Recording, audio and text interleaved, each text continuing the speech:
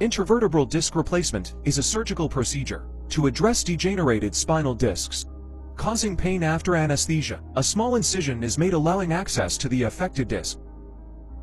The damaged disc is carefully removed, and an artificial disc, made of biocompatible materials, is inserted in its place. This maintains spinal alignment and preserves natural motion. The incision is closed, promoting a quicker recovery compared to traditional spinal fusion. IVDR aims to alleviate pain, restore function, and enhance flexibility.